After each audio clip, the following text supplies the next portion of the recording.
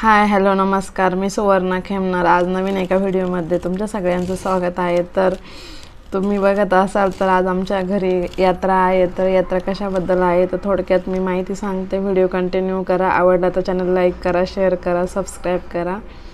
आज आमच्या गावात काळूआईची जत्रा आहे. ती आमची ग्रामदेवता आहे. त्यामुळं आम्ही ह्या आखाड महिन्यात सगळेजण वर्षाआड त्यांची यात्रा करतो. तर मी थोडक्यात मला जी माहिती आहे ती तुमच्यापर्यंत सांगते. तर व्हिडिओ कंटिन्यू करा. तर बघा, मांढरची आई काळूआई म्हणजेच महाकाली लाख्यासुराला मारण्यासाठी, मांडल्य ऋषींनी मारण्यासाठी त्या ठिकाणी मातेला बोलवलं आणि मांढरच्या काळूआईने अतिभव्य महाकालचं रूप धारण करून लाख्यासुराला कर्दंकाळ नष्ट केला.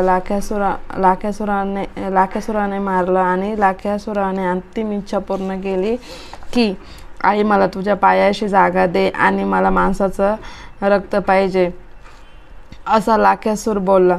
त्यावेळी आई काळूबाईंनी सांगितलं, या लाख्यासुरा तुला माझ्या पायाशी जागा मिळेल, पण इथून पुढे तुला माणसाचं रक्त मिळणार नाही, तर प्राण्यांचं रक्त मिळेल. म्हणून दरवर्षी पौष पौर्णिमेला आई काळूबाईची जत्रा भरते. तेव्हा सर्व भक्तजण कोंबडी बकरे कापतात. तर बांधवांनो, कोंबडी बकरे हे लाख्यासुराला म्हणजेच राक्षसाला आहे. तर काळूआई हे पार्वती मातेचा अवतार आहे. त्यांना कसं चालणार? तर बांधवांनो, अगदी श्रद्धेने भक्तिभावाने तर सगळी लोक बकरी कोंबडे कापतात. काळूबाई भक्त, काही लोकांना अंधश्रद्धा वाटते, परंतु भक्त हे श्रद्धेने कापतात, मातेच्या शब्दाला जागून कापतात. तर आपल्याला काय वाटते कमेंटमध्ये नक्की सांगा.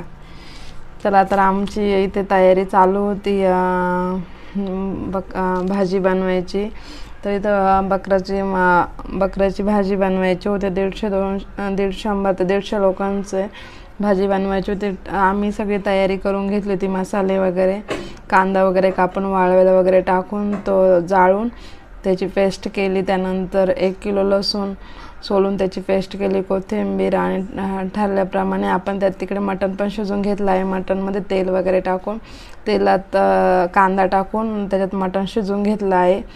त्यानंतर इथं पातेलं ठेवलं आहे. पातेल्यात मसाले परतून घेतले आहे. तर मी तुम्हाला रेसिपी सांगते आणि माझ्या घरातल्या कार्यक्रमाची छोटीशी वर्षाआड ह्या महिन्यामध्ये आमच्या घरी यात्रा असते. तर कोणी निगेटिव्ह कमेंट करू नका. मी अगोदर सांगितलं आहे त्याचप्रमाणे आमची परंपरा चालत आलेली आहे, म्हणून आम्ही ह्या आखाड महिन्यामध्ये देवीची जत्रा करतो. तर इथं ठरल्याप्रमाणे सगळे मसाले परतले होते आणि भाजी एका बाजूला आम्ही अगोदर शिजवून घेतली होती. भाजी बनवण्यासाठी स्पेशल जे आचार्य आहे ते आलेले होते, त्यांच्याच हाताने भाजी बनवली. इथं मटण शिजलं होतं आणि ते त्या भाजीमध्ये त्यातला जे रस्सा असतो ते टाकत होते. तर यातले काही नातेवाईक पण व्हिडिओ बघत आहे. तर काहींना आमंत्रण होतं, काहींना नव्हतं, कारण जत्रा ही शॉर्टकट असल्यामुळं काहींना आमंत्रण दिलं. प्लीज त्यांनी राग मानू नका. तर इथं सगळं मटण पातेल्यामध्ये काढून घेतलं आणि त्यानंतर आपलं ते दुसऱ्या पातेल्यात मसाला परतला होता, त्याच्यात ते टाकायचं होतं. कारण एवढं मोठं पातेलं डायरेक्ट टाकता येणार नव्हतं, म्हणून ते थोडं थोडं करून त्यात टाकायचं होतं. तर तुम्ही बघू शकतात का भाजीला मसाल्याला पूर्ण तेल सुटेपर्यंत हा मसाला पूर्ण परतून घेतला आहे. जे मटणाच्या भाजीला जेवढे मसाले वगैरे लागतात ते सगळं त्याच्यात टाकलेलं आहे. म्हणजे कांदा, कोथिंबीर, लसूण, परत गरम मसाला, सगळे मसाले, खडा मसाला, पुन्हा जो आपण बाजरीचा येसुरा असतो तो सगळे याच्यामध्ये मिक्स केलेला आहे. याची पेस्ट बनवून पूर्ण परतून दिला आहे. त्याला तेल सुटेपर्यंत परतला आहे.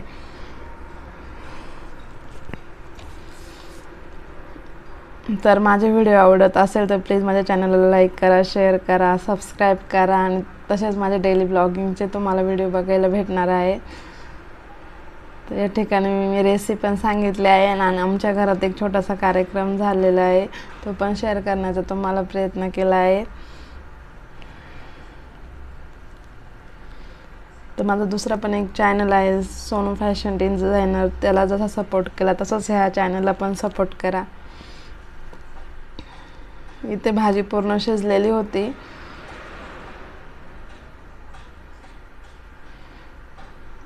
आणि मसाला पूर्ण परतून झाला होता आणि चिकन त्याने तेलात आणि कांदा टाकूनच त्याचं शिजवलं होतं. त्यात काही हळद आणि मीठ वगैरे आपण टाकतो, पण त्यांनी टाकलं नव्हतं. मी त्यांना विचारलं तर ते म्हटले त्याला अगोदर जळून जातात, त्यामुळे ते त्यात टाकलं नव्हतं. त्यांनी जेव्हा हे मसाले सगळे परतले तेव्हा त्याच्यात हळद, मीठ आणि धना पावडर टाकले.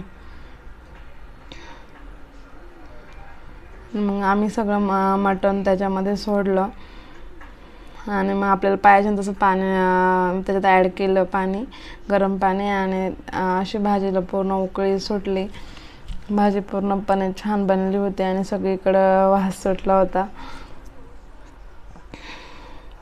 भाजी अगोदरच पूर्ण मटण शिजवून घेतलं होतं. त्यानंतर आम्ही ते भाजीमध्ये टाकून आपल्या जेवढे पाहिजे इकडे भाकरी चालू होत्या, तर चुलीवरच्या भाकरी आणि मटणाचा बेत होता. तर प्लीज ज्यांना आमंत्रण नव्हतं त्यांनी राग मानू नका, माझे व्हिडिओ माझे पूर्ण नातेवाईक बघतात.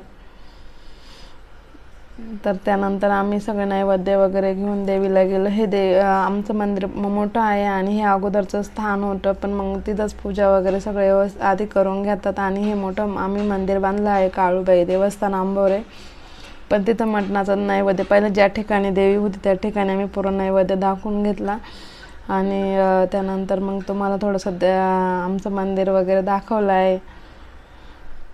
तर आखाड महिन्यात असल्यामुळं थोडेसे माणसं पण तिथं होते व्हिडिओ